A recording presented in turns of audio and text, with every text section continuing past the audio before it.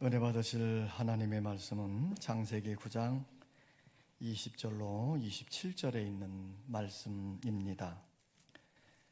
이 계시의 말씀을 읽을 때에 오늘도 우리와 함께 하시는 하나님의 음성으로 들려줄 수 있기를 원합니다. 함께 낭독을 합니다.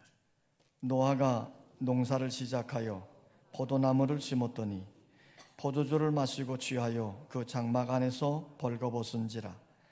가나안의 아버지 함이 그의 아버지의 하체를 보고 밖으로 나가서 그의 두 형제에게 알림해 셈과 야벳이 옷을 가져다가 자기들의 어깨에 메고 뒷걸음쳐 들어가서 그들의 아버지의 하체를 덮었으며 그들이 얼굴을 돌이키고 그들의 아버지의 하체를 보지 아니하였더라. 노아가 술이 깨어 그의 작은 아들이 자기에게 행한 일을 알고 이에 이르되 가나안은 저주를 받아 그의 형제의 종들의 종이 되기를 원하노라 하고 또 이르되 셈의 하나님 여호와를 찬송하리로다. 가나안은 셈의 종이 되고 하나님이 야벳을 창대하게 하사 셈의 장막에 거하게 하시고 가나안은 그의 종이 되게 하시기를 원하노라 하였더라. 미국의 16대 대통령으로 에이브럼 링컨이 당선되었을 때 당시의 고관 귀족들이 학벌이 전혀 없는 링컨 대통령이 된 것을 매우 못마땅하게 여겼습니다. 심지어 이 학벌 없는 대통령 밑에서 일하게 된 것을 굴욕으로 여기고 아주 불쾌하게 생각하는 사람도 있었습니다. 한 번은 대통령이 상원에 나가서 연설을 할 때에 한 상원의원이 참지를 못하고 대통령을 비하하는 야유를 퍼부은 것이에요. 당신이 대통령이 되었다고 하는 것은 참으로 놀라운 일이요. 그러나 잊지 마시오.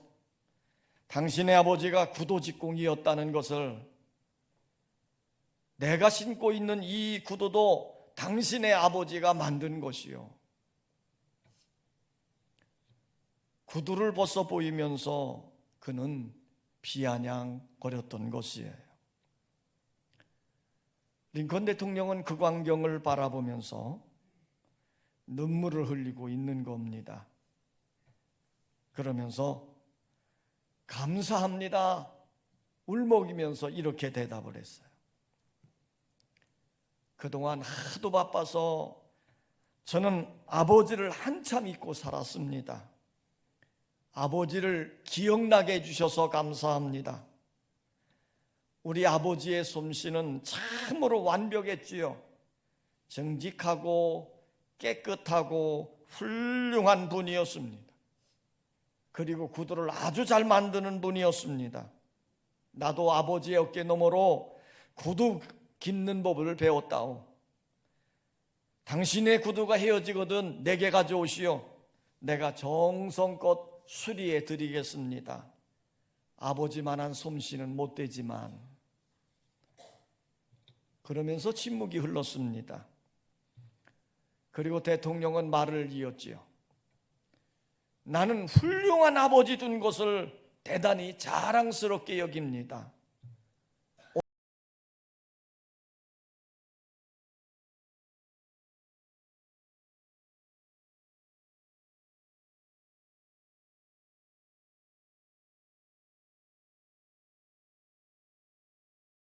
아들이었습니다.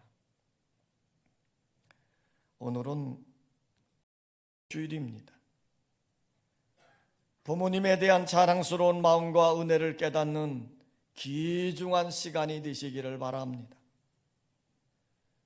그동안 부모님을 이해해드리지 못하고 부모님의 마음을 아프게 했던 죄, 부모님을 원망했던 죄, 부모님을 공경하지 못하고 부모님께 효도하지 못했던 죄를 다 회개하고 부모님께 효를 행하는 여러분의 삶이 되시기를 바랍니다.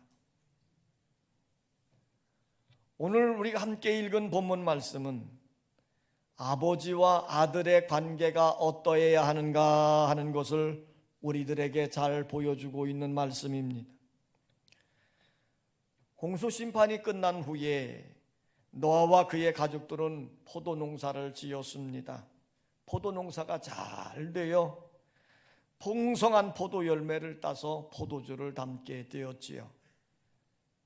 노아는 그 포도주를 실컷 마시고 취해서 장막 안에서 벌거벗은 채 벌렁 누워 골아 떨어지게 된 겁니다. 이 상황을 둘째 아들 함이 보게 된 것이에요. 아버지의 허물을 보게 되면 아버지의 부끄러운 부분을 가리워 주거나 옷을 입혀드려야 마땅한 일입니다. 그런데 함은 장막 밖으로 뛰쳐나와서 셈과 야벳에게 아버지의 허물을 들춰내며 흉을 보았던 것이지요. 아버지가 노망 드신 것 같아. 요즘 왜 이렇게 주책을 피우는지 모르겠어. 지금도 술에 취해서 벌거벗은 채 잠자고 있다니까. 아마도 함은 다른 형제들이 자기의 생각에 동조하기를 바라면서 그렇게 말했는지도 모릅니다. 그러나 셈과 야벳은 달랐습니다. 그 말을 듣고는 그들은 얼른 옷을 준비해서 아버지의 당막으로 달려갔지요. 그리고 그럼 뒷걸음질을 하면서 아버지에게 다가가 아버지의 허물을 덮어드렸던 것입니다. 나중에 노아가 술에서 깬 후에 자기의 세 아들이 자기에게 한 행동을 알게 된 것입니다. 그리고는 자기에게 사랑과 효성을 보이는 셈과 야벳을 축복해 주었고, 아버지의 권위를 무시하고 아버지의 명예를 실추시킨 함에게는 화를 내셨던 것입니다. 우리는 여기서 자식들이 어떻게 부모에게 효를 행해야 하는지를 배울 수가 있는 것이에요. 한번 따라서 합시다. 부모에게도 허물이 있다는 것을 알아야 한다. 노아는 의인으로 당대의 하나님과 동행하던 완전한 자였습니다. 그러기에 홍수 심판 때에도 노아의 믿음으로 인해서 노아와 노아의 가족들이 구원을 받았던 것입니다. 그런데 이렇게 의로웠던 노아였지만 그에게도 허물이 있었다는 것이에요. 노아가 나이가 들어가면서 먹는 것을 좋아하다가 포도주에 취해서 추한 꼴을 드러내게 된 것이지요. 심리학적으로 인생의 모습을 살펴보면 어렸을 때는 엄마만 옆에 있으면 된답니다. 그 다음에는 친구가 있어야 되고 이성이 있어야 합니다. 20대가 되면 교제가 중요하고 30대가 되면 탐구와 성취감을 추구하고 40대가 되면 사업욕이 생기고 50대가 되면 명예를 탐하게 되고 60대가 되면 먹는 것을 좋아한다고 합니다. 늙으면 별 낙이 없으니 먹는 것을 좋아하고 먹는 것을 기다린 것이에요. 노아도 역시 늙어서 마시는 것을 좋아하다가 포도주에 취해서 추한 모습을 드러내게 된 것입니다. 이토록 훌륭했던 노아에게도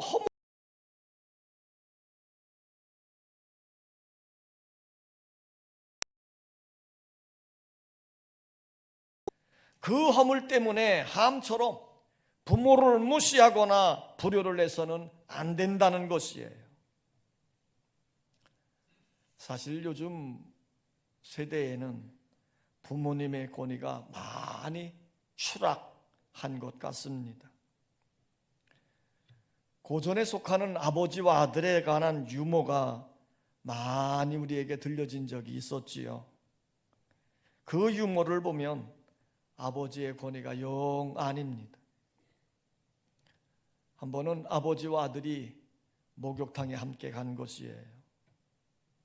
뜨거운 물에 아버지가 몸을 딱 담궜더니 얼마나 몸이 시원한지, 어이 시원해. 그러면서 아들을 향해서 말하는 겁니다. 얘야, 너무너무 시원하다. 너도 빨리 들어와. 아버지 말만 듣고 아들이 그 뜨거운 방 안에 풍덩하고 들어갔어요. 그랬더니 물이 시원한 게 아니고 엄청 뜨거운 겁니다. 그래서 이 아들이 기겁을 해서 물 밖으로 뛰쳐나오면서 이렇게 말했다는 거예요. 세상에 믿을 놈 한 놈도 없네. 몇 년 뒤에 이와 같은 상황이 똑같이 연출이 됐대요. 그랬더니 이 아들놈이 또 뛰쳐나오면서 이렇게 말했다는 거예요. 저 자식 아직도 그 벌은 못 고쳤잖아. 자, 이런 유머가 우리 삶에 들려지는 이야기를 보면 아버지의 권위가 그야말로 말이 아닌 거예요. 칠순이 넘은 어머니가 계셨습니다. 홀로 시골에 살다가 서울에 살고 있는 아들네 집으로 살려고 올라온 거예요. 일찍 과부가 돼서 고생하면서 그 아들 귀하게 키웠지요. 헌신하고 희생하면서 온갖 정성을 다해서 키운 아들이기 때문에 이 아들이 나를 귀하게 생각하고 나를 잘 섬길 것이라고 생각하고 서울로 올라온 곳이에요. 이제 하룻밤을 자는데 밤늦게 목이 말라서 물을 마시러 주방으로 나오다가 아들 방에서 소곤소곤 하는 이야기가 들리는 겁니다. 그래서 저놈들은 도대체 무슨 얘기를 하나, 그리고 귀를 기울여 듣게 되어졌지요. 며느리가 아들놈에게 이렇게 묻는 겁니다. 여보, 당신은 이 세상에서 누가 제일 좋아? 자, 이 말을 들은 어머니가요, 우리 엄마 그러겠지. 내가 얼마나 정성을 들여 키운 자식인데. 그런데 이 아들놈이 이렇게 대답하는 거예요. 바로 당신이야, 당신. 그러니까 이 어머니가 아니 저놈이? 또다시 며느리가 묻는 거예요. 여보, 그러면 두 번째로 누가 좋아? 그래도 이 어머니는 속으로 생각하는 거예요. 이제도 나라고 말하겠지. 그런데 아들놈이 대답하는 것이 우리 예쁜 딸. 이 말을 들은 어머니가 아니 내가 저놈을 어떻게 키웠는데, 아니 저놈이. 다시 며느리가 묻는 겁니다. 여보, 그러면 세 번째로 누구를 좋아해? 그래, 이번에는 엄마라고 말하겠지. 그런데 이 아들놈이 이렇게 말하는 거예요. 우리 장모님. 이 말을 듣는 순간 앞이 캄캄해지는 거예요. 아니 저는 그럴 수가 있나? 이제 또 이 며느리가 또 묻는 겁니다. 여보, 그러면 네 번째는 누가 좋아? 이제라도 우리 엄마 그러겠지. 그런데 아들놈이 이렇게 말을 하는 겁니다. 우리 집 복실이. 눈앞이 노래지는 거예요. 아들놈이 그럴 수가 없는 거지요. 어떻게 엄마가 강아지보다도 못하단 말인가? 분하기도 하고 원통하기도 합니다. 또다시 며느리가 묻는 거예요. 여보, 그러면 다섯 번째 누가 좋아? 그제서야 아들놈이 우리 엄마 그러더래요. 이 말을 듣고 방으로 들어온 시어머니가 밤새도록 한잠도 못 자고 뒤척이는 겁니다. 내가 이 아들놈을 어떻게 키웠는데 그 아들놈이 나를 이렇게 생각해. 분하기도 하고 배신감도 들고 허탈감도 생기고 뜬 눈으로 밤을 새우다가 새벽녘에 아들 집을 빠져나오는 거예요. 그러면서 냉장고 문에 이렇게 붙여놓았답니다. 1번 보아라, 5번은 시골로 내려간다. 요즘 세상의 부모의 권위는 땅에 완전히 떨어진 것 같습니다. 그러기에 성경은 더욱 권하는 말씀이 내 부모를 공경하고 내 부모에게 순종하라고 말씀하시는 것이에요. 특히 하나님이 우리에게 주신 계명 중에 사람이 사람에게 지켜야 할 도리 중에 첫 번째가 내 부모를 공경하라 하는 계명인 것이에요. 성경에 노아의 가정 이야기를 하면서 우리에게 들려주고 있는 강한 메시지가 무엇입니까? 아버지 노아가 허물이 있음에도 그 허물을 덮어드리고 그 권위에 순종하라는 것이에요. 아버지의 허물을 덮어드리며 겸손하라고 했던 셈과 야벳은 하나님의 놀라운 축복을 받았지만 아버지의 허물을 퍼뜨리고 조롱했던 함과 그의 아들은 저주를 받았더라. 성경은 이렇게 기록하고 있습니다. 그러므로 가정을 우리에게 주신 하나님의 놀라운 뜻을 이해하면서 부모에게 사랑으로 섬기는 아름다운 자녀들이 되시기를 주의 이름으로 축원합니다. 따라서 합시다. 부모의 은혜를 생각하며 효를 다해야 한다. 가정은 하나님이 인간에게 주신 가장 값진 선물입니다. 가정을 통해서 사랑을 경험하고 가정을 통해서 삶의 에너지를 공급받을 수 있고 가정을 통해서 내일을 꿈꿀 수 있게 되는 것이에요. 그런데 요즘의 사회는 가정의 본래의 의미가 다 사라져버리고 말았습니다. 가정의 위계 질서와 신뢰가 무너져버린 것이지요. 부모와 자식, 형제와 자매들 간의 혈연과 사랑으로 엮어졌던 가정이 심한 갈등과 이해관계로 얽혀져 가고 있는 것이에요. 그러기에 가정에서 부모에게 효를 행하는 것은 당연함에도 불구하고 지극정성한 효도에 대한 이야기를 들으면 우리에게 짜릿한 감동이 일어나기도 하는 것이에요. 이만큼 가정과 효도에 대한 관심이 없어져 가더라는 겁니다. 그러기에 성경은 단호하게 말씀합니다. 내 부모를 공경하라. 이것은 명령입니다. 그러면 어떻게 효를 행하라고 성경은 말씀하고 있는가요? 따라서 합시다. 부모의 말씀을 듣는 것이 효도이다. 내 아들아, 내 아비의 훈계를 들으며 내 어미의 법을 떠나지 말라. 이는 내 머리 아름다운 관이요 내 목에 금사슬이니라 그랬어요. 당시의 아버지는 하나님의 대리인이었습니다. 아버지를 통하여 하나님을 이해했고 아버지의 축복을 받아야 하나님의 축복을 받게 되어진 것이에요. 셈과 야벳은 아버지 노아의 축복을 받았을 때 하나님이 셈과 야벳의 후손들을 축복하셨습니다. 노아가 함을 저주하니 함과 그의 후손들이 하나님께 저주받은 족속이 되어진 것이에요. 그러므로 자녀들은 당연히 부모의 말을 듣고 순종해야 됩니다. 따라서 합시다. 부모에게 순종하는 것이 효다. 사도 바울은 이렇게 외칩니다. 자녀들아, 주 안에서 너희 부모에게 순종하라. 이것이 옳으니라 그랬어요. 부모에게 효도하는 것은 단순한 것인데 그것은 부모에게 순종하는 것이다 그랬습니다. 하나님을 섬기듯 부모를 섬겨야 합니다. 보이지 않는 하나님을 어떻게 섬겨야 합니까?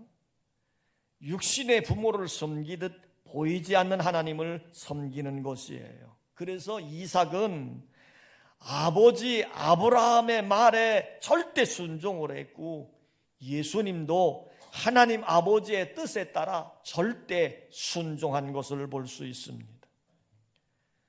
부모는 우리를 낳으시고 기르시면서 항상 자녀들이 잘 되기만을 바라고 그리고 기꺼이 자신을 희생하셨던 것입니다. 이런 부모의 놀라운 사랑을 생각해 보면서 부모님의 말씀에 순종하는 삶이 되시기를 바랍니다.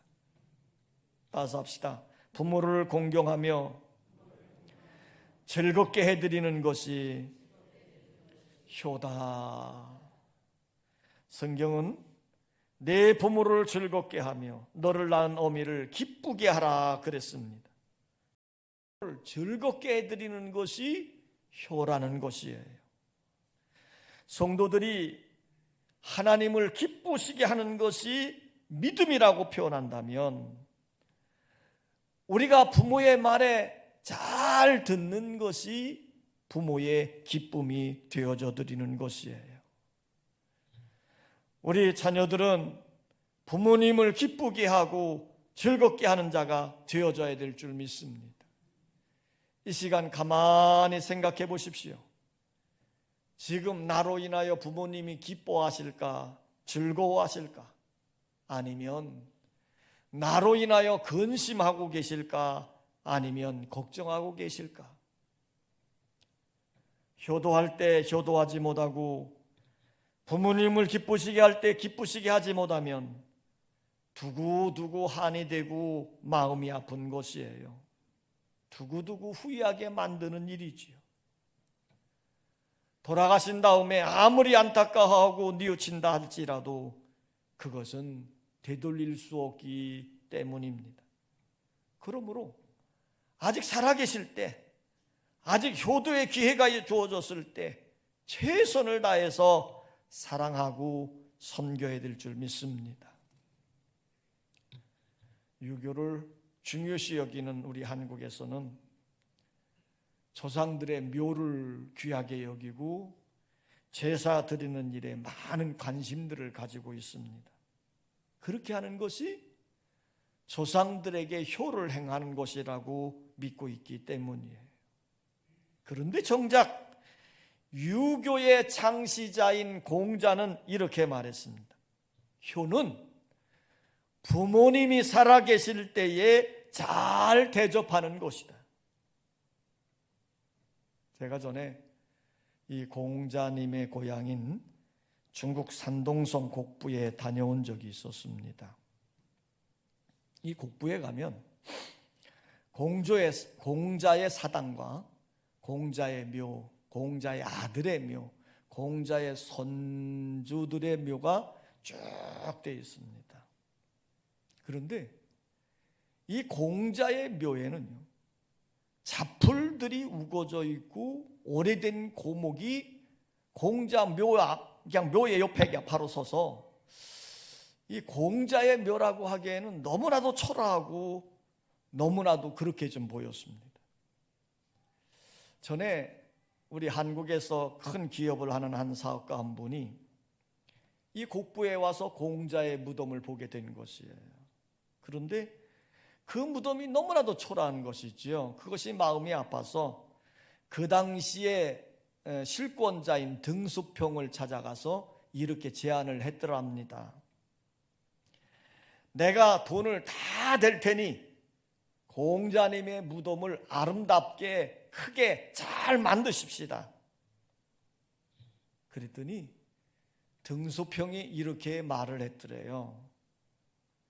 3,000년 동안 편안하게 쉬고 계신데 왜 깨워서 힘들게 하려 하십니까? 자, 이 말의 의미가 뭐예요? 공자의 정신은 죽은 다음에 무덤을 잘 단장을 하고 제사를 잘 드리는 것이 아니라 부모님이 살아계실 때에 잘 대접해 드리는 것이 진정한 효다, 이렇게 가르치고 있는 것이지요. 그러면 어떻게 부모를 기쁘게 하고 즐겁게 할 수 있을까요? 사람이 늙으면 세 가지 서글픈 것이 있다고 합니다. 하나는 아픈 데가 많이 있다는 거예요. 늙으면 몸이 노쇠해지기 때문에 자연히 아픈 구석이 많은 겁니다. 허리도 아프고 어깨도 쑤시고 무릎도 아프고 이곳저곳 아픈 구석이 많아요. 그러나 대부분 부모들은 자식들의 눈치를 살피느라고 아픈 내색을 제대로 못할 때가 참 많이 있습니다. 그러므로 평소에 어디가 아픈가 하는데 관심을 갖는 자녀들이 되어줬으면 좋겠습니다. 늙으면 두 번째로 애로움을 잘 타게 된다는 것이에요. 젊었을 때는 바빴지만 늙으면 한가해집니다. 젊었을 때는 할 일이 많이 있지만 늙으면 할 일이 별로 없는 거예요. 젊었을 때는 재미있는 일도 많지만 늙으면 재미있는 일이 별로 없습니다. 그러니 자연스럽게 혼자 있는 시간이 많고 외로워지는 것이지요. 혼자 있다 보니까 시집간 딸 생각, 서울에 간 아들 생각, 늘 이런 것들만 생각하고 궁금해하는 것이에요. 그러므로 자녀들은 부모님을 자주 찾아뵙지 못한다 할지라도 자주 전화라도 카톡이라도 드려서 교제하는 자 되시기를 바랍니다. 늙으면 세 번째로 오는 것이 뭐냐면 배고픔을 자주 느낀다고 합니다. 늙으면 활동하는 것도 싫고 일하는 것도 없어지고 즐거움도 없어지는 거예요. 오직 한 가지 먹는 즐거움만 생겨지더라는 겁니다. 먹어도 또 먹고 싶고 또 먹고 싶고. 그래서 건강한 노인들 보면 정말 잘 드시잖아요. 노화도 나이가 많이 드니 먹는 것이 즐거워서 포도주를 많이 마시다가 취해서 추한 꼴을 보이게 된 것이랍니다. 그러므로 늘 부모님의 관심을 가지고 잘 드시도록 챙겨드리는 손길이 되기를 바랍니다. 여러분, 가정은 사랑을 나누고 효를 실천하는 축복된 곳입니다. 부모에게 효도하는 아름다움을 자녀들에게 보여줄 때 그 자식도 보고 배우게 되므로 나에게 효를 행하게 될 것입니다. 사랑으로 효를 실천하는 아름다운 성도들이 되시기를 주의 이름으로 축원합니다. 아버지 하나님, 하나님은 우리에게 가정이라고 하는 축복된 장소를 허락해 주시고 이 가정을 통해 사랑을 나누게 하시며 가정을 통해서 삶의 에너지를 공급받게 하시며 이 가정을 통해 내일을 꿈꿀 수 있는 소망을 품게 하시니 감사를 드립니다. 특별히 우리의 생명을, 우리의 몸을 이 땅의 통로로 보내주신 부모님들, 자녀들을 정말 사랑과 희생으로 키우면서 잘 되기만을 바라셨던 부모님들의 그 아름다운 생각, 오늘의 내가 있는 것은 부모님의 은혜 때문임을 기억하면서 부모님의 사랑, 효를 행하는 성도들의 오늘 성경은 강력하게 명령합니다. 내 부모를 공경하라. 아버지여, 우리에게 사랑의 마음과 사랑의 관심을 더하여 주시옵소서. 예수님의 이름으로 기도하옵나이다. 아멘.